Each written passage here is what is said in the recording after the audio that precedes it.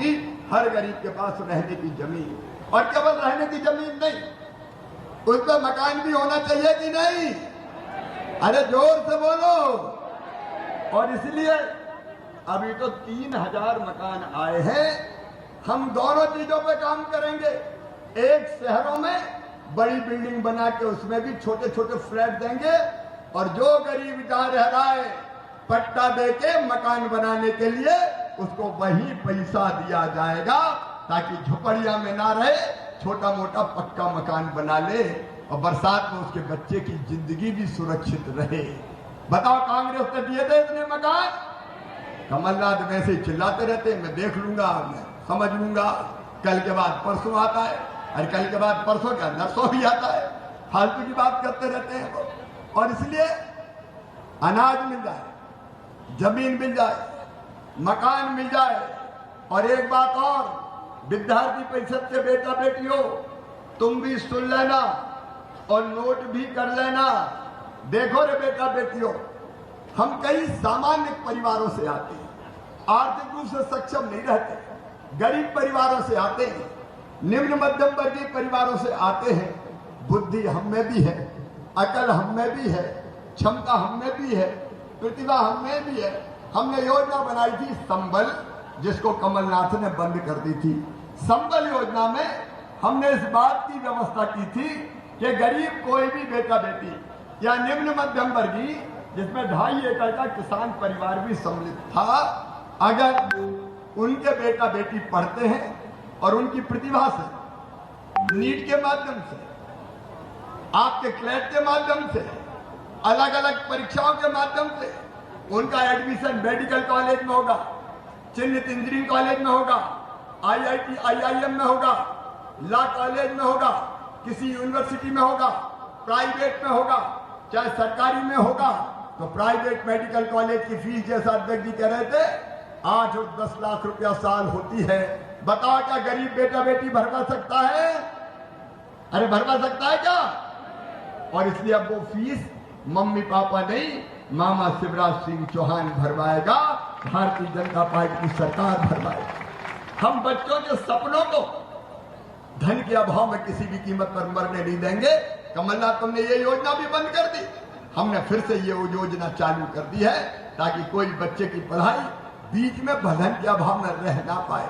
संबल योजना में हमने तय किया था, मेरी बहनों, संबल में तय किया था कि गरीब बहन अगर बेटा बेटी को जन्म देगी तो जन्म देने के पहले 4000 रुपया देंगे।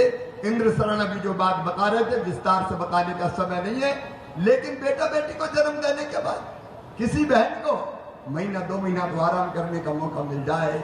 नहीं तो मैंने देखा है, अपने बेटा बेटी को जन्म देने के बाद हफ्ते भर बाद ही खेतों में काम करने जाना पड़ता था। बेटा बेटी को खेत के मेड़ पर रख देती थी और साड़ी का एक फटा टुकड़ा सिर पर बांध के दिन दिन भर मजदूरी करती थी।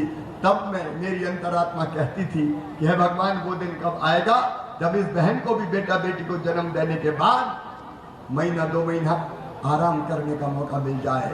इसलिए मेरी बहना, ये संबल योजना है, जन्म देने के पहले 4000 रुपया और जन्म देने के बाद 12000 रुपया मेरी बहनों को दिया जाएगा 2 बच्चों तक, ताकि वो घर पर रहकर आराम कर सके और बेटा बेटी का लालन पालन कर सके।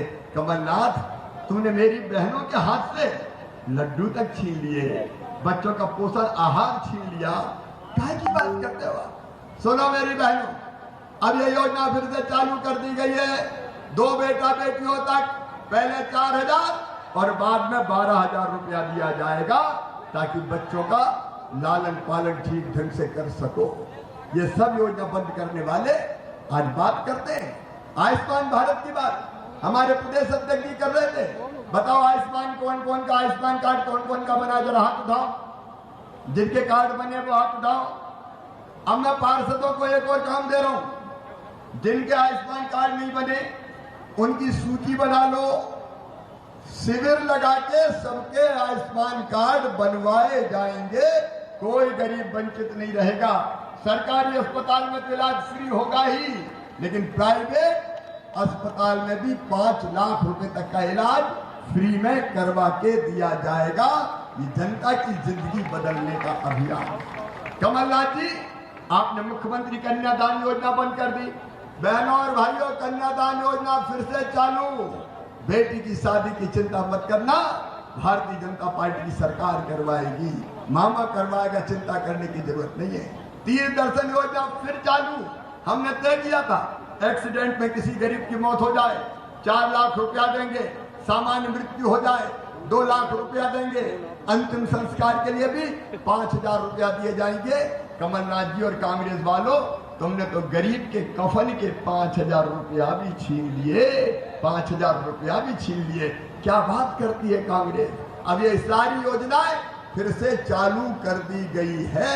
और आज मैं आपसे सीधी में, चूंकि कई जगह कार्यक्रम है, ये निवेदन करने आया हूं। विकास होगा उसकी गारंटी मैं दे रहा हूं। ये सब योजनाओं के एक एक हितग्राही तक आज पार्षद वचन दें, सांसद जी, विधायक जी के नेतृत्व में आप उन योजनाओं का लाभ नीचे तक ले जाएंगे।